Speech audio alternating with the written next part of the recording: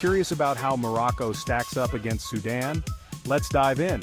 Morocco, nestled in North Africa, enjoys a Mediterranean climate along its coastlines and a sizzling desert climate in its interior. Sudan, on the other hand, is all about that hot and arid weather, especially in its vast desert regions. When it comes to size, Sudan is the heavyweight champion. It's about 1.9 million square kilometers, making it the third largest country in Africa. Morocco is no slouch either, but it's just shy of 450,000 square kilometers, roughly a quarter the size of Sudan. Now let's talk population. Morocco is bustling with over 37 million people, while Sudan has around 45 million.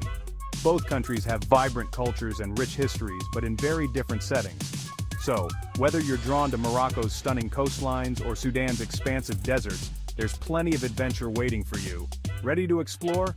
Catch your next flight and dive into the magic of Morocco and Sudan.